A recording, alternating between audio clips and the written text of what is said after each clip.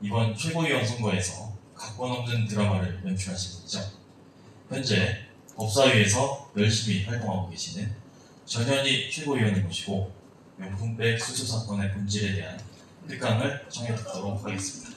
큰 박수로 모십니다.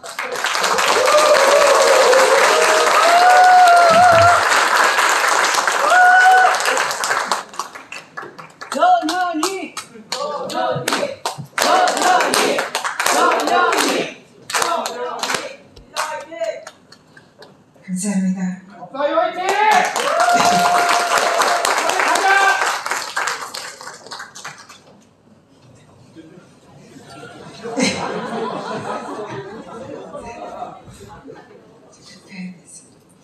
안녕하세요. 반갑습니다. 전현희입니다. 네, 우리 상당구 당원동지 여러분들, 이번에 두 번째 이렇게 찾아뵙는데요. 전에 우리 이강일 위원장님이 국회의원 당선되기 전에 올리풀인가요? 네, 그 리조트에서 우리 그때 지역위원회 행사할 때 그때도 강연으로 윤석열 정권을 향해서 불화살을 쏘겠다 이런 주제로 강연을 했던 기억이 있습니다. 오늘 또 이렇게 만나뵙게 돼서 굉장히 반갑고 또 아주 친근감을 느끼는 그런 좋은 시간인 것 같습니다. 초청해 주셔서 감사합니다. 제가 최고위원이 됐고 두 번째 강연입니다.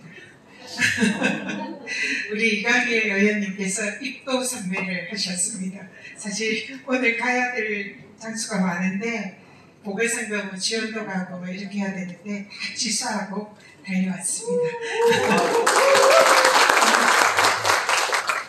지난번에 최고위 선거 때 많이 응원하고 도와주셔서 진심으로 감사드립니다. 여러분들의 뜻과 또 성원 잊지 않고 열심히 하겠습니다. 그리고 오늘 이 자리가 저한테도 의미가 있는 것이 마이크 좀 잘 나옵니까?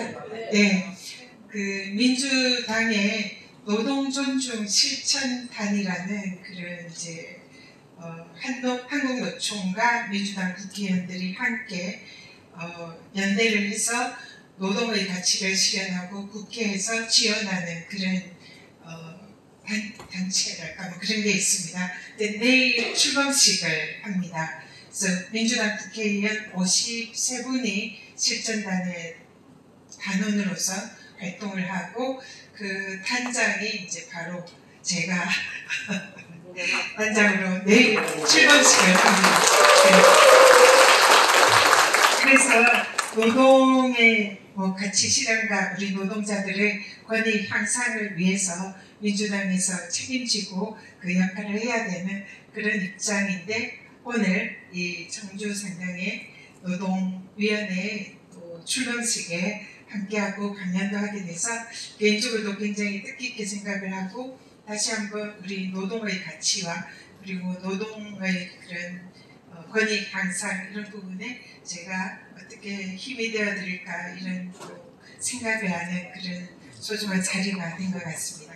다시 한번 우리 이한기 위원장님과 청주상당 노동위원회 출범 진심으로 축하드리고 저도 국회에서 민주당에서 역할을 충실히 하고 뒷받침하도록 하겠습니다. 축하드립니다. 네, 축사는 그 정도로 하고요. 오늘 저에게 강의를 맡긴 것은 주제를 어떻게 이런 주제를 선택을 하셨어요? 김건희 명품백 수수 사건의 본질이라는 제목으로 강연을 해달라 이렇게 요청을 하셔서 제가 이걸 국민권익위원회에서도 국민권익위원회가 착각금지법 중부부처입니다. 그래서 이 사안에 대해서 국민권익위원회가 정면으로 지금 제 역할을 못하고 있고 그리고 또 검찰에서도 여기에 대해서 최근에 무혐의를 내려서 제가 민주당의 법사위 위원으로서 이 문제를 굉장히 심층적으로 다루고 있습니다. 그래서 이번에 최고위 선거 때도 그 일련의 과정에서 제가 좀 너무나 분노했던 그런 사건이 있었는데요. 일단은 이 사건의 본질은 저는 그렇게 정의를 합니다. 이 사건의 본질이 뭐냐? 저는 이 사건의 본질은 물론 영부인이 금지된 물품인 명품백을 300만 원 상당의 그 백을 받았고, 그리고 또 화장품 이런 것까지 합치면 한 500만 원 상당의 금품을 수수했습니다. 그런데 이거는 뭐 도의적으로도 그리고 법리적으로도 있을 수 없고 사실상 범죄로 볼 수 있는 그런 행위인데, 그보다도 더 본질적인 것은 명백하게 이 사안은 대통령의 범죄라는 겁니다. 윤석열 대통령의 범죄, 저는 그렇게 봅니다.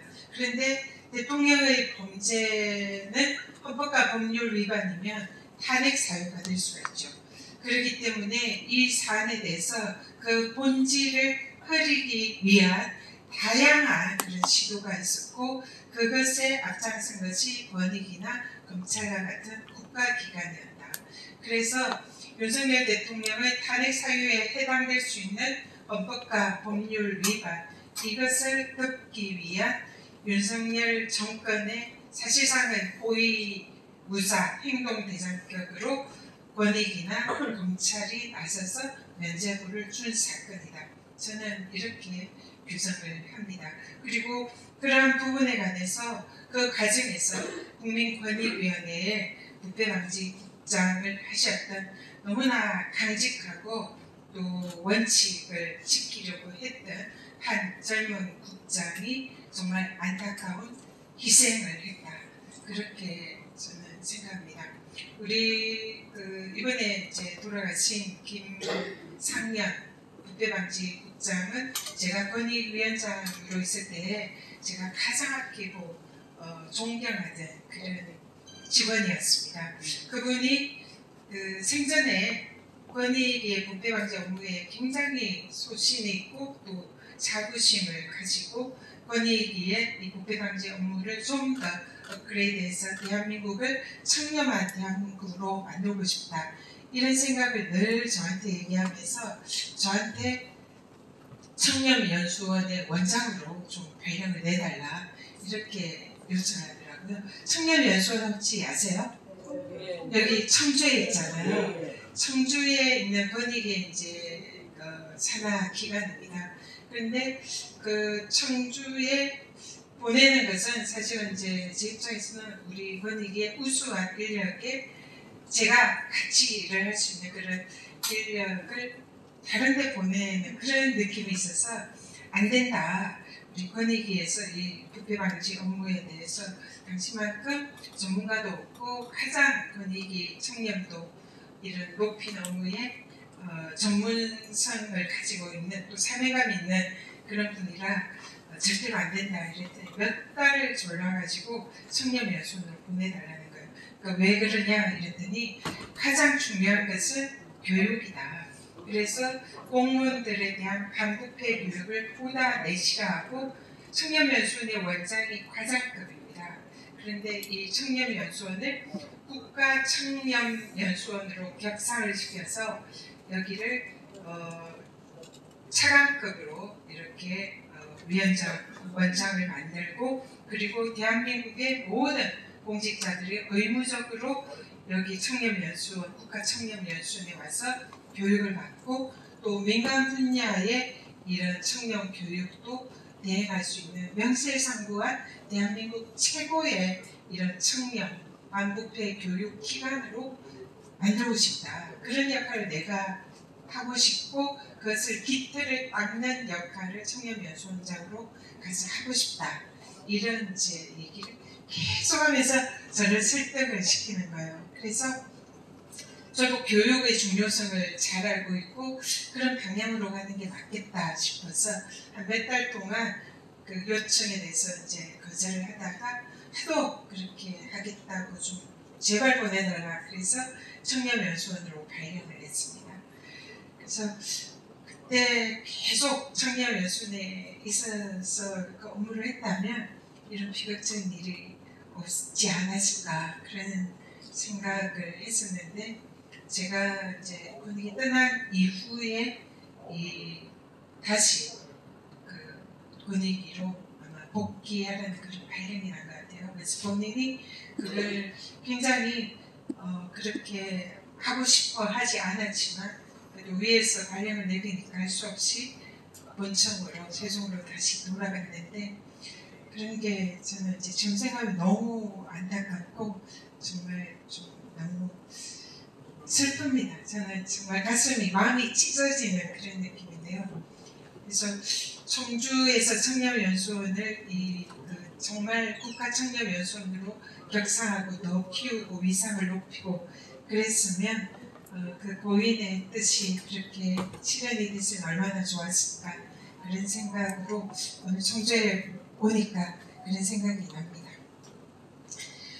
그래서 이번에 그 명품백 수수 사건은 이거는 그 권익위는 청탁금지법 주무부처가 권익위의 이 내용에 청탁금지법 위반이 있는가 그것을 조사해달라고 권익위에 신고가 들어갔습니다. 그래서 권익위의 이 사건을 조사하던 실무 책임자가 이제 고인인 거죠. 국회방지 국장입니다. 그래서 여기에 대해서 권익위의 통상의 기준으로는 이 경우는 제가 아는 권익위라면 무조건 이거는 청탁금지법 위반입니다. 왜냐하면 권익위의 청탁금지법 규정은 지금 언론들이 얘기하는 대로 대통령의 배우자는 처벌 규정이 없는 것은 맞습니다. 이 법은 공직자를 대상으로 하는 법입니다. 공직자를 대상으로 하기 때문에 항상 이 법의 위반 여부가 올 때는 공직자의 청탁금지법 위반 여부를 따지는데요. 다만 권익위의 청탁금지법에 보면 배우자 그리고 친족, 가족들이 이런 청탁금지법에 금지된 물품을 받을 때는 공직자가 어떻게 해야 한다. 이렇게 법에 규정이 되어 있습니다. 그래서 이 사안은 공직자를 떼놓고 생각할 수 없는 사안이지만 공직자의 가족, 배우자의 경우에는 고기를 처벌하라는 게 아니라 공직자를 처벌하라는 것이 이 법의 정신입니다. 그렇기 때문에 당연히 이 대통령 배우자의 명품백 수수가 신고가 들어오면은 조사는 대통령, 공직자를 해야 되는 거죠. 근데 이 권익위에서는 그것을 눈을 딱 감고 공직자의 배우자, 법의 규율 대상이 없는 김건희 여사의 청탁금지법 위반만을 본 것입니다. 그러면 그거는 처벌 규정이 없으니까 그걸 면죄부를 준 거는 그거는 법의 규정이 없다. 이번에 법사위에서 법무부 장관이 제가 이거에 대해서 문제가 있다. 검찰의 무혐의 결정이 문제가 있는 거 아니냐 이랬더니 법무부 장관이 처벌 규정이 없다. 법 규정이 없다. 권익위원장 출신의 의원님이 법 만드시라. 이런 식으로 답변을 하더라고요. 근데 법 규정이 없는 게 아닙니다.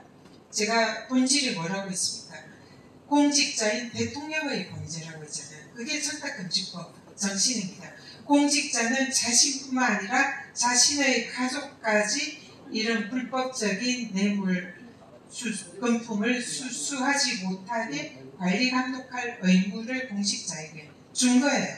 그렇기 때문에 이 사안이 신고가 들어오면 당연히 공직자인 대통령이 그 의무를 다했냐를 살펴봐야 되는데 마치 일반인인 것처럼 그냥 일반인이 대통령 영부인은 법 규정이 없으니까 무혐의다. 이건 옳지 않은 것이고.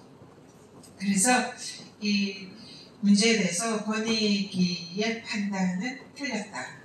그래서 억지로 이 면죄부를 주려고 권익위의 통상의 그런 기준과 다른 판단을 했다. 그래서 그 과정에서 실무 책임자인 국장은 너무나 괴로워했다. 이렇게 보고 있습니다. 그리고 또 이 권익위에서 당시에 무혐의 결정을 하면서 그 명품백을 준 최재형 목사는 외국인이기 때문에 이 경우에는 청탁금지법 위반이 아니다. 이런 말을 했는데 그것도 틀렸습니다. 청탁금지법의 규정이 보면 청탁금지법은 누구든지 공직자에게 부정 청탁을 해서는 안 된다. 그렇게 돼 있어요. 여기서 내국인, 외국인을 가리지 않습니다. 그러니까 무조건 내국인이든 외국인이든 누구든지 이런 청탁을 해서는 안 된다. 법이 그렇게 되어 있는데 엉뚱하게 외국인이니까 이 법 규정 대상이 아니다. 이거는 법에도 어디에도 나와 있지 않은 정말 엉뚱한 얘기죠. 그리고 또 이 청탁금지법에 보면 공직자는 배우자가 이 수수금지 물품을 받았을 때는 그것을 즉시 신고하고 반환하도록 되어 있습니다. 이게 청탁금지법 규정입니다. 그렇기 때문에 윤석열 대통령은 김건희 여사가 명품백을 받은 사실을 즉시 그 사실을 서면으로 신고해야 됩니다. 신고해야 되는 기간은 권익위나 수사기관에 신고를 해야 돼요. 그리고 거기에 대해서 바로 제공자에게 반환하게 되어 있습니다. 그래서 공직자인 대통령의 의무를 사실상 이행하지 않았죠. 그걸 이행하지 않을 때는 공직자가 부인이 우리 이광일 의원님이 오늘 아까 사모님 오셨던데 사모님께서 금지 물품을 받았을 때 그 사실을 이제 모를 수도 있죠. 얘기를 안 하면. 근데 만약에 그걸 받았다는 사실을 알게 되면 그러면 이걸 즉시 신고하고 반환해야 되는 거예요. 그래서 사모님을 만약에 이행을 하지 않으면 사모님을 처벌하는 게 아니라 의원님을 처벌하는 게 이 청탁금지법 규정입니다. 그러면 그 처벌 규정이 얼마나 어느 정도 처벌하게 돼 있을까요? 처벌 규정이 굉장히 셉니다. 아주 셉니다.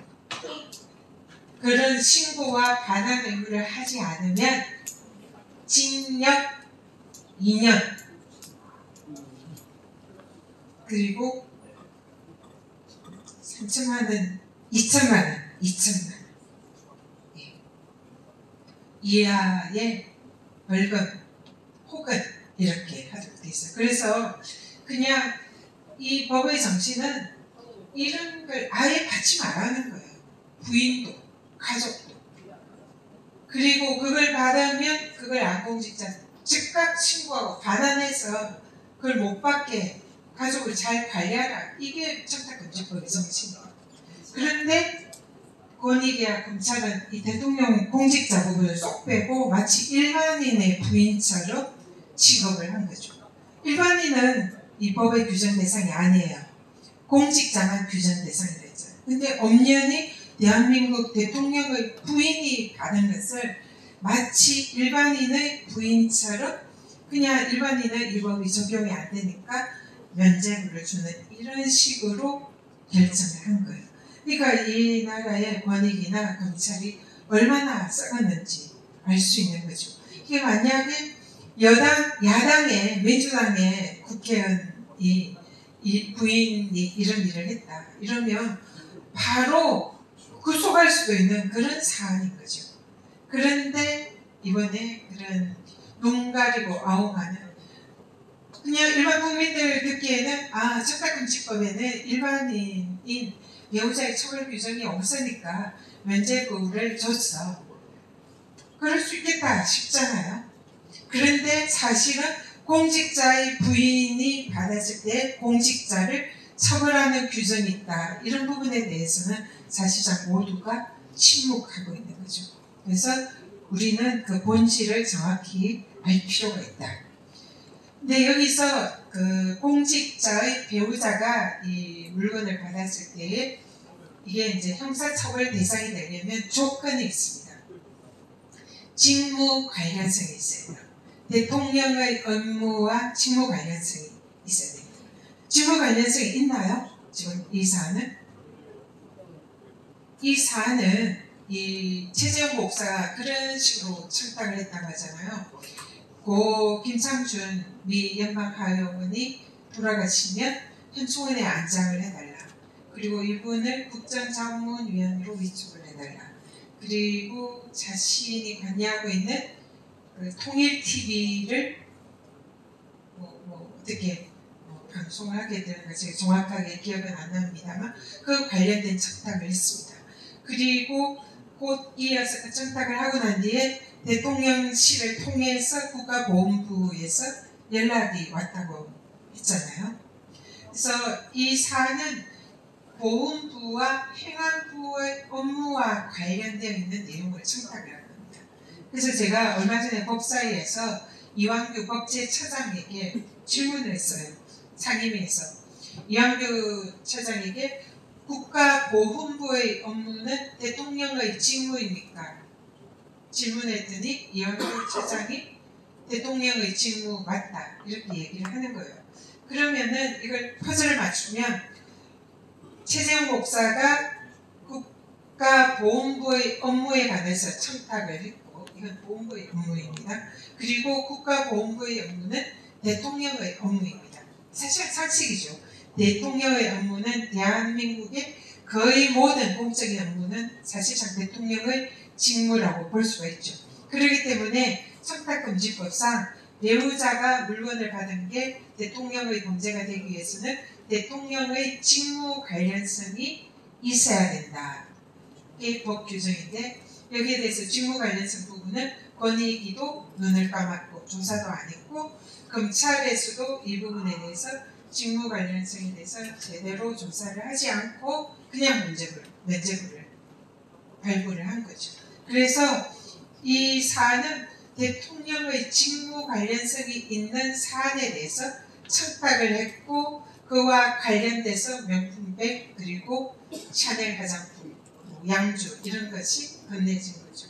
그래서 이 명백한 청탁금지법의 그 구성요건에 해당한다. 그리고 이 청탁에 관해서도 권익위의 유권 해석은 그 청탁을 한 것으로 족하지 청탁이 현실화됐느냐 이 부분은 아무런 상관이 없습니다. 청탁만 하면 되고 청탁이 현실화돼서 실현이 됐는지 유무를 따지지 않는 것이 청탁금지법 위반입니다. 자 그러면 한 가지 더. 그러면 대통령이 안 즉시 신고 반환해야 된다 그랬잖아요. 그럼 대통령이 김건희 여사가 명품백을 받은 것을 언제 알았을까요? 알았나요? 대통령이 몰랐으면 대통령의 범죄가 안 됩니다. 지금도 나는 그 사실을 모른다 이러면 실제로 몰랐다면 이 청탁금지법 적용이 안 됩니다. 근데 대통령이 몰랐을까요? 알죠? 대통령이 몰랐다고 주장을 할 수가 없는 게 그렇게 하고 싶겠지만 대통령이 그 대국민 사과 비슷한 걸 하면서 이런 얘기를 했죠. 우리 부인이 확정하지 못해서 이것을 거절을 못했다. 그래서 받았다는 걸 인정했잖아요. 그리고 거기에 대해서 뭐 안타깝게 생각한다. 이게 뭐 사과인지 아닌지 뭐 그런 말을 국민들에게 했잖아요. 그걸 이제 언론은 사과라고 막 이렇게 뻥튀기를 해줬죠. 그래서 그때 뭐 물론 그 이전에 알았겠지만 국민들 앞에서 자신이 그 사실을 알았다는 것을 공식적으로 발표한 날이 그날입니다. 그 이전에도 뭐 기사를 통해서 당연히 알았겠지만 어쨌든 이거는 법률적인 용어로 자백입니다. 자기가 그 사실을 알았다는 걸 국민들 앞에서 자백을 한 거죠. 그러면 이거는 대통령이 사실 제가 그래서 이거 여러 차례 언론이나 공개적으로 발언했는데 그때 대통령의 발언은 이래서 했었다. 내가 우리 부인이 청탁금지법상 금지된 물품을 다른 사실은 내가 알았지만 내가 우리 부인에게 확정하지 못해서 차마 내가 이걸 신고하고 반환하지 못했다. 국민들에게 죄송하다. 그 때문에 내가 법 위반을 했다.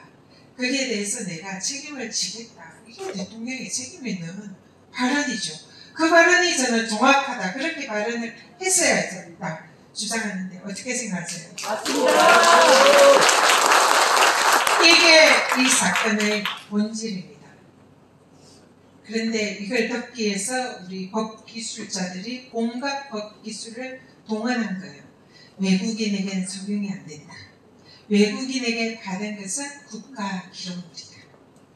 국가기록물은 그거는 공무로 그 외교적인 그런 업무로 인해서 정말로 국가적으로 보존할 가치가 있는 물건이 한해서 적용이 되는 게 국가기록물법이에요. 최재형 목사에게 받은 물건 중에 제가 보기에는 국가기록물의 가치가 있다고 보이는 것은, 물론 또 최재형 목사가 그것을 줄 만한 그런 권한이 있는지 국가기록물에 해당하는, 이는 정말 국가의 외교상으로 그 정도의 이제 위치에서 주고받는 그런 선물, 국가적인 선물이 국가기록물로 통상은 되는데, 그래도 정말 그냥 아주 폭넓게 백보양보해서 해석하면 최재형 목사가 준 선물 중에서 국가기록물로 한번 검토해볼 만하다 싶은 거는 저는 책이다 생각합니다. 그 책이 김영삼 대통령의 사인이 있었다고 그랬잖아요. 그 전직 고인이 되신 전직 대통령의 사인이 들어있는 그 책이다. 그 정도면 국가기록물로 한번 고민을 해볼까? 물론 요건은 그것도 사실은 좀 맞지 않습니다만, 그런데 그거 어떻게 했어요? 쓰레기장에 버렸잖아요. 그러면 권익위 그때 부위원장이 그 국가기록물이다 이런 얘기를 했는데, 그러면 그 말을 만약 백보양보해서 그대로 받아들이면 국가기록물법 위반이죠. 국가기록물을 마음대로 폐기 처분한 거니까 국가기록물 폐기 처분 관련된 형사처벌 규정도 있습니다. 그래서 그 법 위반이 될 수도 있는 거죠. 그래서 얼토당토 않다. 제가 그런 얘기를 하죠. 그걸 대통령실에서 뭐 사용하지 않고 대통령실 창고에 보관한다, 뭐 이런 얘기가 있었죠. 그래서 제가 이제 계속 원래는 그 얘기를 했습니다. 그러면 청탁금지법 위반에 사용된 범죄에 공여된 물품이라 이거는 범죄 행위와 관련된 물품이니까 형법상 작물에 해당한다. 대통령실 창고에 이걸 보관을 한다면 작물 보관죄가 될 수도 있다. 그것도 한번 검토해봤다. 이 얘기를 제가 계속 했더니 그 다음에 대통령실 창고 얘기가 잘 안 나오더라고요. 그런 부분도 있다. 그리고 또 하나, 대통령 부인은 이제 김건희 여사가 그러면은 그 자체로 처벌할 수 있는 규정이 있을까? 이것도 궁금하잖아요. 청탁금지법은 아까도 말씀드렸지만 민간인에게는 적용이 안 됩니다.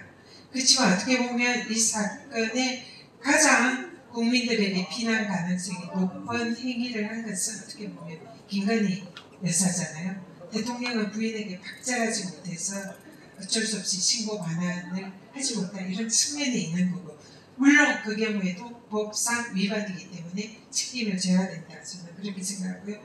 그러면 김건희 여사는 아무 죄가 성립하지 않느냐. 이게 우리가 고민하는 또 하나의 지점입니다. 그럴 때 우리가 윤석열 대통령이 특검 검사로서 국정농단 수사를 했잖아요.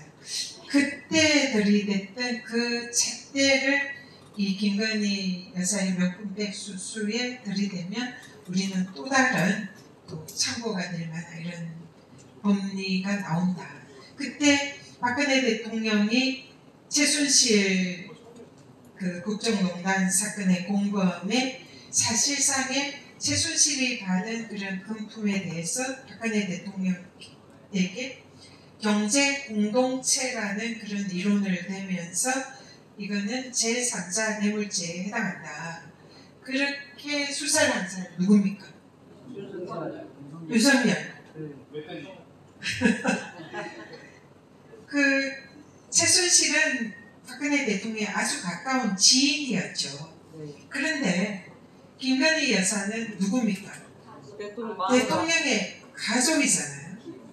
이거는 제3자까지 가지 않아도 이거는 누가 봐도 김건희 여사에게 준 것은 대통령에게 준 것이라고 이론 구성할 여지가 많은 거죠. 저는 단정적으로 표현하지는 않겠습니다. 그런 법리가 충분히 해석이 가능할 수 있다는 거죠. 그러면 이거는 제3자 뇌물죄 내지 바로 대통령에 대한 뇌물죄 일부분도 검토를 해야 된다는 거죠. 근데 거기에는 이제 대가성을 요합니다. 청탁금지법은 대가성이 필요 없어요. 그냥 금품 자체 수수를 못하는 거고 뇌물죄가 되려면 그걸 주는 대신 대가를 요하냐. 그 부분에 관해서는 이제 법리적인 검토와 수사가 필요한 부분이죠. 근데 그 부분도 충분히 검찰에서는 수사를 할 수도 있는 사안이나 이 부분도 제대로 된 수사가 없었다. 그리고 뇌물죄의 경우에 뇌물죄는 공직자에게만 성립하는 신분범입니다. 마찬가지로 뇌물죄의 주체는 공직자예요. 그래서 이게 김건희 여사에게 준 뇌물이 대통령에게 준 뇌물로 인정이 돼야 대통령의 범죄가 되는데 이 부분은 이제 좀 법리적인 해석과 수사가 필요한 영역이다. 이렇게 보고요. 그렇지만 일반인에게 또 이 뇌물죄에 관해서 처벌할 수 있는 규정이 공무원이 아니라도 공무원에 관련되어 있는 사람이 공무원에게 이런 이제 그 청탁이나 이런 걸 해서 사건을 해결하는 그게 해당되는 게 알선수재죄 아니면 변호사법 위반입니다. 이것도 법리적으로 충분히 검토가 가능한 부분이죠. 그래서 김건희 여사에게 알선수재죄나 변호사법 위반 여부에 대해서도 수사하고 법리 적용을 검토해 봐야 하는데도 불구하고 거기에도 침묵한 게 검찰입니다. 그래서 검찰은 결론이 뭐예요? 그냥 청탁금지법만 딱 해서 김건희 여사는 처벌 규정이 없으니까 면제 이런 결론을 사실상 내린 거죠. 그래서 통상의 검찰이라면 이런 사안이 만약에 민주당 쪽에 이런 사안이 발생했으면 온갖 제명을 다 검토하고 압수수색하고 또 살피고 이렇게 했을 거예요. 근데 그렇게 하지 않은 이 권력기관의 그 눈을 감아주는 그러니까 윤석열 정권을 비호하기 위해서 윤석열 대통령 부부를 비호하기 위해서 구하기 위해서 온 권력기관들이 나서서 사실상 면죄부를 발부를 했고 진실을 감췄고 그 과정에서 제가 사랑하고 존경하던 강직한 권익위 국장이 안타까운 이런 죽음을 당했다. 그래서 이런 맥락에서 제가 그때 그런 분노를 표현을 했다. 이렇게 이해를 해주시면 될 것 같습니다. 감사합니다.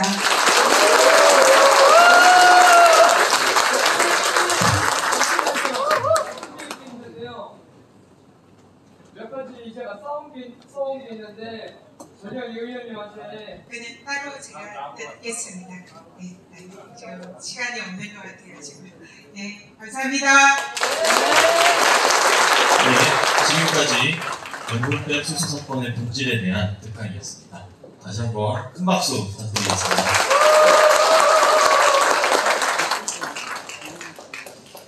네, 이 명분백 사건의 본질은 결국 대통령의 배우자가 아닌 윤석열 대통령의 청탁금지법 위반이다라는 특강을 해주셨습니다.